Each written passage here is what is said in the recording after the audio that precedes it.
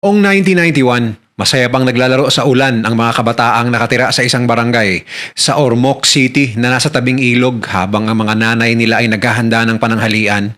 Bagamat may bagyo, hindi ganun kalakas ang hangin na dala nito, kaya't para sa mga residente roon, isa lamang itong normal na araw na walang kakaiba at walang dapat ikabahala. Ngunit lingid sa kanilang kaalaman, nasa kabundukan pala sa itaas ng lungsod ay may namumuong pangyayari na sa ilang minuto lamang ay magiging sanhi ng isa sa pinaka-deadling sakuna sa kasaysayan ng Pilipinas. Ito ang mga nakakatakot na pangyayari sa likod ng Ormoc City Flash.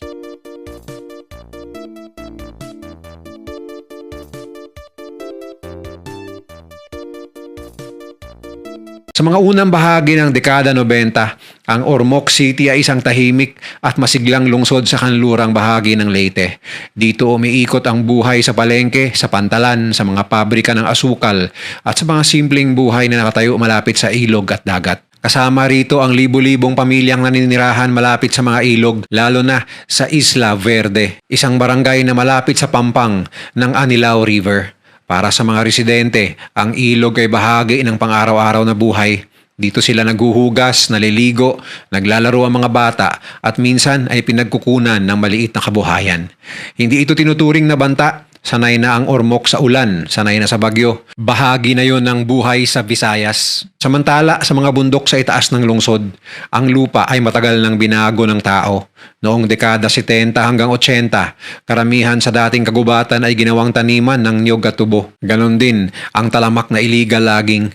Ngunit para sa mga nasa baba, ito ay hindi nakikita. Ang bundok ay nariyan lang. Tahimik, luntian sa malayo at tila matatag. Pagsapit ng huling linggo ng October 1991, normal pa rin ang takbo ng buhay. May mga ulat ng sama ng panahon sa radyo pero walang kakaiba. Walang malakas na babala, walang preemptive evacuation. Para sa Ormoc, isa lang itong karaniwang low pressure area na maaring magdala ng ulan. Noong November 4, 1991, nagsimulang marinig sa radyo ang balita tungkol sa Tropical Storm Uring. Hindi ito inilarawan bilang malakas na bagyo, wala ring malalakas na babala. Sa araw na yon, nagsimulang umulan ng madalas. Hindi pa malakas, sapat lang para magbukas ng payong at mag-ingat sa putik. Ang mga tao ay nagpatuloy pa rin sa trabaho, ang mga bata ay pumasok pa rin sa eskwela, ang palengke ay bukas. Walang indikasyon na may paparating na kakaiba. Sa umaga ng November 5, 1991, bandang alas 8 hanggang alas 10, patuloy ang ulan, makulimlim ang langit, mababa ang ulap, at may bahagyang hangin. Para sa Ormoc, ito ay mukhang isa pang maulang araw, walang anunsyo ng panganib. Ang ilog ay nasa normal na level pa rin. Mataas ng kaunti pero hindi alarming. Hindi alam ng lungsod na sa loob ng mga susunod na oras, ang normal na takbo ng buhay dito ay tuluyang magbabago. Ang Ormoc na matagal ng tahimik at pamilyar sa ulan ay malapit ng harapin ng isang pangyayaring hindi pa nito nararanasan. Isang biglaang baha na hindi dadaan sa mabagal na babala, kundi darating na parang isang hampas. Habang nagkapatuloy ang normal na umaga sa Ormoc City noong November 5, may isang mahalagang katotohanan na hindi alam ng karamihan sa mga nasa ibaba. Ang lupa sa kabundukan sa itaas ng lungsod ay unti-unti nang sumusuko. Hindi ito nangyari sa isang iglap. Sa loob ng ilang oras bago ang tanghali, tuloy-tuloy ang ulan sa mga bundok ng Leyte. Hindi ito ang karaniwang buhos na sanay ang mga tao. Sa taas ng watershed ng Anilao at Malbasag, ang ulan ay bumabagsak ng masinsinan, mas mabilis kaysa sa kayang saluhin ng lupa. Sa unang 2 oras, unti-unting nabasa ang lupa. Sa sumunod, tuluyan na itong nababad. Ang watershed na ito ay halos wala ng natural na gubat. Bukod sa illegal logging, karamihan sa lupa ay ginawang taniman ng niyog at tubo na hindi kayang humawak ng tubig tulad ng dating kagubatan. Dahil dito, imbis na sumipsip, ang lupa ay naging parang sementong dinadaluyan ng ulan. Ang tubig ay hindi na nananatili, diretso itong bumababa. Habang tumitindi ang ulan, nagsimula ang maliliit na pagguho ng lupa sa itaas. Hindi ito agad napapansin, walang malakas na ingay na magbibigay babala sa mga nasa ibaba. Ngunit bawat pagguho ay nagdadagdag ng putik, bato at mga punong nahuhugot mula sa lupa. Lahat ay dinadala ng rumaragasang tubig. Bandang alas 11 ng umaga, ang ulan ay umabot na sa antas na bihirang maranasan. Sa ilang sandali, ang buhos ay umabot sa mahigit 160 mm kada oras. Sa puntong yon, wala nang kakayahan ng lupa na humawak ng kahit anong karagdagang tubig. Ang tubig mula sa kabundukan ay sabay-sabay na bumaba patungo sa Anilao at Malbasag Rivers. Ang dating agos na inaabot ng ilang araw ay naging halos 1 oras na lamang. Kasama ng tubig ang napakaraming debris, putik, puno, kahoy at mga tipak ng lupa na unti-unting nag-ipon sa makikitid na bahagi ng ilog. Sa ilang punto, ang mga debris na ito ay bumuo ng pansamantalang harang. Sa likod ng mga harang na ito, patuloy na naiipon ang tubig. Umaabot ito sa ilang metro ang lalim, tahimik na nagbubuo ng presyon. Walang kamalay-malay ang mga tagalungsod. Ang ilog ay wala pa sa labis na taas. Pagdating ng tubig sa bahagi ng ilog na may biglaang liko patungong dagat, lalo itong bumagal. Nariyan din ang Cogon Bridge na lalo pang nagpasikip sa daluyan. Sa sandaling yun, naganap ang tinatawag ng mga eksperto na instantaneous backwater effect. Ang tubig na may dalang putik at debris ay wala nang mapuntahan. At pagkatapos, bigla itong bumigay. Ang pansamantalang mga harang sa itaas ay sabay-sabay na nag-collapse. Ang naipong tubig ay kumawala sa loob ng ilang minuto, parang isang dambuhalang alon na hindi galing sa dagat kundi mula sa bundok. Ang ilog ay umapaw hindi dahil unti-unti itong tumaas, kundi dahil tinamaan ito ng isang biglaang bugso ng tubig. Bandang 11:00 ng umaga ng November 5, nagsimulang magbago ang lahat sa Ormoc City. May mga tao nang nakapansin na may kakaiba, hindi dahil sa taas ng ilog kundi dahil sa tunog, isang malalim at tuloy-tuloy na ugong na hindi pangkaraniwan, para itong sabay-sabay na pagragasa ng maraming truck, papalapit pero walang makitang sasakyan. Ang tunog ay galing sa direksyon ng ilog.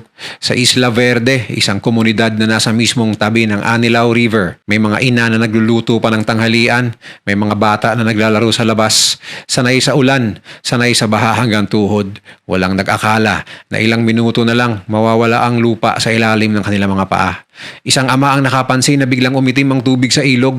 Hindi ito malinaw na baha, ito ay kulay tsokolate. Makapal at may kasamang mga sanga at kahoy. Sumigaw siya para tawagin ang pamilya, pero bago pa sila makalayo, dumating ang unang bugso ng tubig. Hindi ito dahan-dahang pag-apaw, isa itong malakas na hampas. Sa loob ng 15 minuto, ang tubig sa ilang bahagi ng Ormoc ay tumaas ng mahigit 2 metro. Sa loob ng 1 oras, umabot ito sa halos 4 na metro. Ang mga bahay na nasa tabing ilog ay tinamaan ng malakas na agos bago pa man makatakbo ang mga tao. Ang Isla Verde na nakatayo sa mismong dinadaanan ng rumaragasang tubig ay tinamaan ng direkta. Para sa mga nasa lungsod, walang oras para maghanda, walang panahon para lumikas. Ang tubig ay pumasok sa mga bahay na parang pader na gumagalaw. Sa loob ng ilang segundo, tinangay ang mga gamit, dingding at mga taong hindi nakahawak sa kahit ano. May mga magulang na binuhat ang kanilang mga anak, ngunit ang iba ay nabitawan din. May mga lola at lolo na hindi na nakatayo sa lakas ng agos. Sa isang pamilya, ang ina ay umabot sa refrigerator at pinatong doon ng 2 bata habang patuloy ang pagtaas ng tubig. Ilang sandali pa, umabot na sa bewang ang baha, pagkatapos sa dibdib. Sa huli, napilitan silang umakyat sa bubong habang nanginginig sa lakas ng agos. Sa ibang bahagi ng lungsod, may mga tao na nagtatakbuhan sa kalsada, pero mabilis ding naputol ang daan. Ang putik ay makapal. Ang tubig ay may dalang mga troso, yero at maging mga hayop. Ang mga jeepney ay natumba. Ang mga tricycle ay naipit sa pagitan ng debris. Ang mga sigaw ng tulong ay nahalo sa tunog ng ulan at rumaragas ang tubig. May ilang nakaligtas dahil sa mataas na lugar. May mga pamilyang umakyat sa ikalawang palapag ng mga gusali o kumapit sa matitibay na poste. May isang guro na nakapagtulak ng ilang bata papunta sa mas mataas na bahagi ng eskwelahan bago tuluyang pasukin ng baha ang buong gusali. Ngunit marami ang hindi pinalad. Ang mga bahay na gawa sa kahoy at yero sa tabi ng ilog ang unang bumigay. Isa-isa silang gumuho, tinangay ng tubig na may dalang putik, troso at bato. Ang ilang bahay ay literal na nabunot sa pundasyon at itinulak palayo na parang laruan. Sa mga lugar na mas matibay ang konstruksyon, ang tubig ay pumapasok sa mga bintana at pintuan. Tinangay ang mga kasangkapan at iniwan ang loob na puno ng makapal na putik. Ang Isla Verde ay halos mabura sa loob lamang ng ilang minuto. Sa libu-libong taong naroon, iilan lamang ang nakaligtas. Karamihan ay dahil nakahawak sila sa mga puno, bubong o anumang bagay na hindi agad inanod. Ang mga kalsada ay mabilis na nawala sa ilalim ng rumaragasang tubig. May mga sasakyang naipit at tumaob. Ang mga tulay at poste ay natamaan ng mga lumulutang na debris. Ang Cogon Bridge na isa sa mga huling dadaanan ng tubig bago ito lumabas patungong dagat ay naging parang imbudo, lalo pang pinabilis at pinalakas ang agos. Ang mga palapag ng gusali na dati ligtas sa karaniwang baha ay hindi na nakaligtas. May mga establisimento sa sentro ng lungsod na ang unang palapag ay tuluyang napuno ng tubig at putik. Habang patuloy na rumaragasa ang baha sa Ormoc City, bandang tanghali ng November 5, 1991, mas naging malinaw ang tunay na laki ng sakuna. Hindi lamang ito baha na pumapasok sa mga bahay, ito ay isang dambuhalang agos na winasak ang buong bahagi ng lungsod sa loob ng ilang oras. Ang Isla Verde ay tinamaan ng buo. Ang mga bahay doon ay hindi lamang binaha. Lahat ito ay nabura. Pagkaraan ng baha, halos walang naiwan kundi putik at nagkalat na debris. Ang dating masikip na komunidad ay naging isang malawak at tahimik na espasyo na hindi na makilala. Sa kabuuan ng lungsod, libu-libong tahanan ang nasira o tuluyang nawasak. Ang mga paaralan, tindahan at opisina ng gobyerno ay hindi rin nakaligtas. Maging ang gusali ng City Hall ay nagkaroon ng bitak sa mga pader dahil sa lakas ng agos at putik. Ang supply ng kuryente at tubig ay naputol sa buong lungsod. Habang lumilipas sa mga oras, unti-unting humina ang agos ng baha.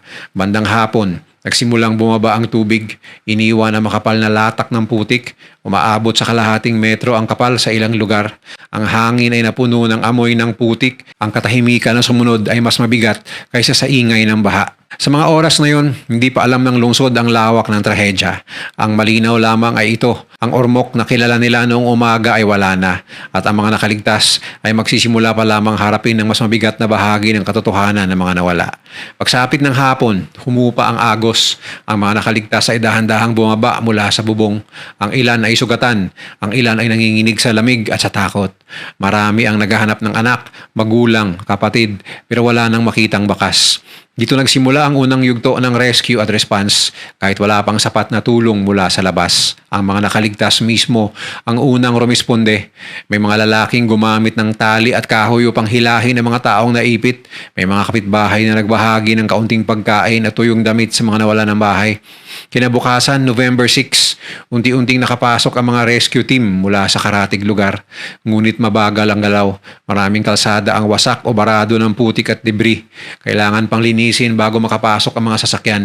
Ang ilan sa mga relief goods ay kailangang ihatid sa pamamagitan ng helicopter. Sa puntong ito, tuluyan ang nagbago ang Ormoc. Ang baha ay humupa, ngunit ang lungsod ay naiwan na wasak, pisikal, emosyonal at panlipunan. Sa mga sumunod na araw, unti-unting naging malinaw ang lawak ng trahedya. Sa lungsod pa lamang, libu-libong katao ang kumpirmadong namatay at libu-libo pa ang nawawala at pinaniniwala ang inanod patungong dagat. Ang karamihan sa mga biktima ay mula sa mga pamilyang naninirahan sa tabing ilog, mga lugar na dati ay tinuturing na tahanan, ngunit kalaunan ay naging sentro ng kapahamakan. Ang mga nakaligtas ay naharap sa isang bagong realidad. Marami ang nawalan ng buong pamilya. May mga bata na biglang naulila, may mga magulang na hindi na muling nakapiling ang kanilang mga anak. Sa mga evacuation area at pansamantalang silungan, tahimik ang karamihan. Walang lakas para umiyak ang iba. Parang nauubos na rin ang emosyon matapos ang lahat ng nangyari. Ang search and recovery operations ay tumagal ng ilang linggo. May mga bangkay na natagpuan sa mga ilog, sa mga coastal barangay at maging sa dagat. Ang iba ay nailibing sa mass graves dahil sa dami ng nasawi at sa panganib ng pagkalat ng sakit. Sa gitna ng amoy at pagkabulok at putik, patuloy ang trabaho, mabagal, mabigat, ngunit kinakailangan.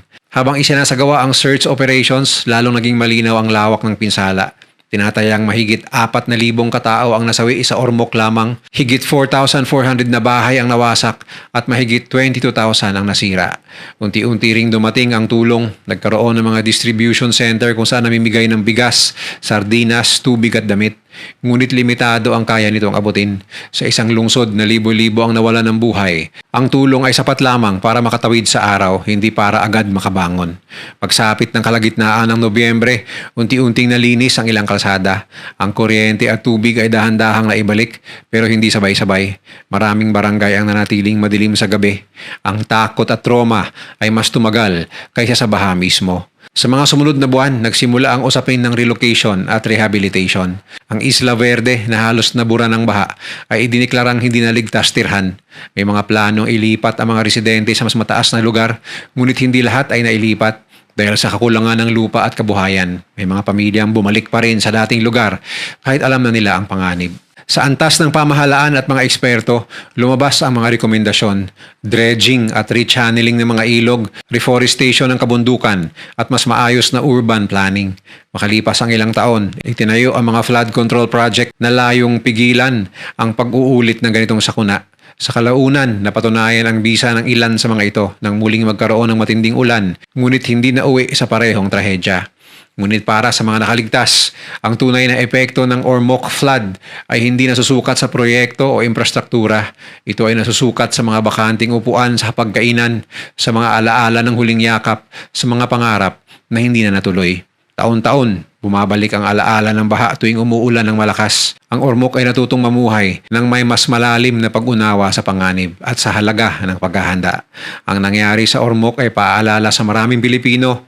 Ang sakuna ay hindi laging dumarating ng may malinaw na babala. Minsan, ito ay bunga ng mahabang kapabayaan, maling desisyon at pagwawalang bahala sa kalikasan. Ngunit ipinakita rin ng trahedyang ito ang isang katotohanan. Sa gitna ng pinakamabigat na pagkawala, may kakayahan pa rin tumayo, magtulungan at magpatuloy. Ang baha ay maaaring humupa, pero ang aral nito dapat manatili upang maiwasang mangyari pang muli.